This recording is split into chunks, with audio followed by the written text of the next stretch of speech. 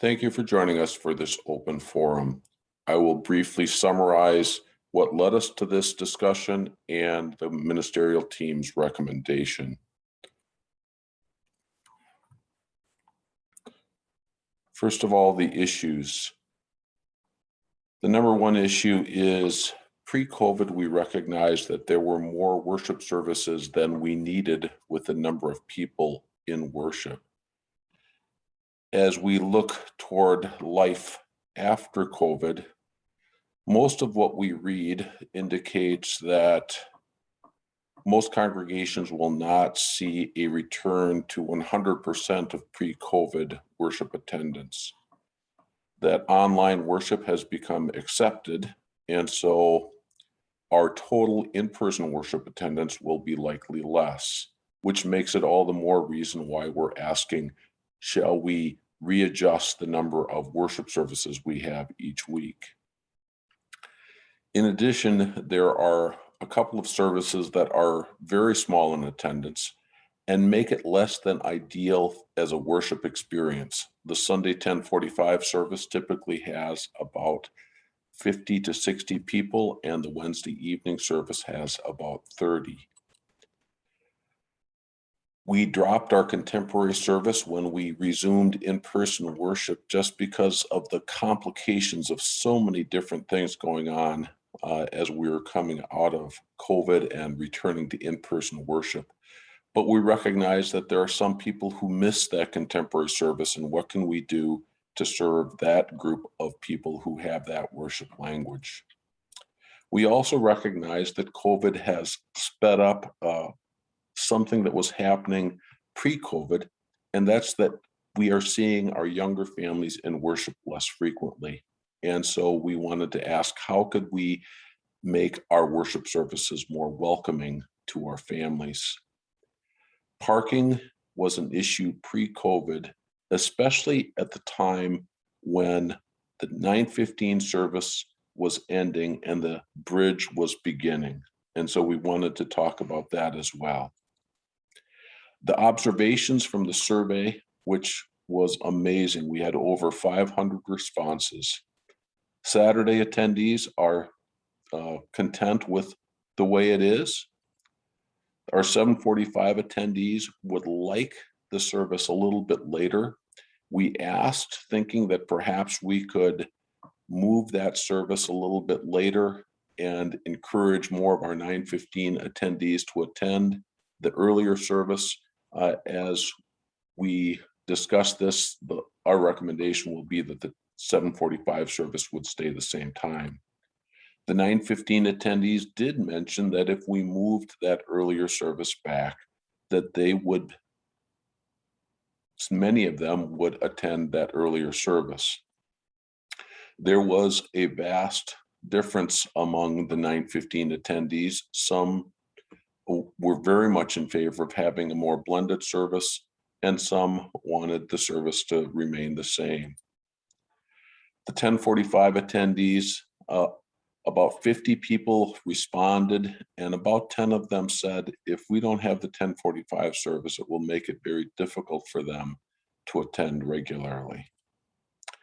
The bridge attendees, we asked them if we could move the service back 15 minutes to help with our scheduling. And especially the volunteers expressed reservation about that because it takes quite a while to take down, and they didn't want it to be intruding into their afternoon. Our Wednesday evening attendees were very content with the Wednesday evening service. And then families, the two key things is people mentioned that blended worship would be appealing to their family and also bringing back the children's messages. And then we asked everyone if we should be diminishing the number of services that we have. About 45% said yes. About 35% said we're neutral, and a small percentage asked that we not. We also asked about the Wednesday evening service for everyone, seeing if perhaps that might increase our midweek service. We heard quite a few people mention that we would love to see the Monday evening service come back, but the people who actually worship on Wednesday evening prefer Wednesday. Our recommendations: that Saturday evening service stays the same at 5 o'clock, that 7:45 stays the same, that 9:15 stays the same, but the music is varied. And we dropped the term blended because that caused so much confusion. Now we are bringing more variety into our worship services. Piano leads some of our worship services. What we're envisioning for the 9:15 service is sometimes there would be an acoustical ensemble who would lead some of the music. Sometimes it would be organ with a trumpet or something like that, or piano with flute, trying to get more musical variety into that 9:15 service. This will also set us up well for the new opportunities that the new hymnal will be bringing. The new hymnal will be published in fall of this year, and we will start to use some of those resources in the year to come. The 10:45 service, we would recommend that it be dropped, that there is enough worship space in our other services to absorb that attendance at 10:45. We would recommend moving the bridge to 10:30 so that there is some space for the parking lot to exchange between the end of the 9:15 service and the beginning of the bridge. Between services in the same building, we need about half an hour for people to empty out and then come back in. But in the parking lot, we don't need the entire parking lot to empty. We just need some people to have left so that the bridge people can come in and find parking. Wednesday night, we would recommend moving it to 6:30. 6:30 was the time that we had Wednesday evening services during Advent and Lent, and we would like to try to move back to that. And when it is safe post-COVID, would like to move into the Grace Room, that we would redecorate somewhat into the Grace Chapel. It would still be a multi-purpose room that could be used for Bible study, but we would also bring in some worship elements into that room. And then families, we lost children's messages primarily when the bridge began because the service, the Sunday morning became so complicated.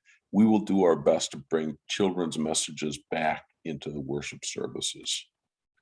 So the next steps, we're having these open forums to get your feedback. The ministry board meets on August 9th to discuss not just the feedback from the surveys, but also from the open forums. If we would choose to start a different service time, that would possibly be on September 19th. This would be on a trial basis, as the ministry board would determine, either through Christmas or Easter. But the key thing is, when we began these discussions early in the summer and made these recommendations at the beginning of July, it seemed that we were past so much of the COVID pandemic. Recently, the numbers have been going up, and so that probably indicates that we will have to put some of these plans on hold until those COVID cases go down. And now we open it up for your comments and questions.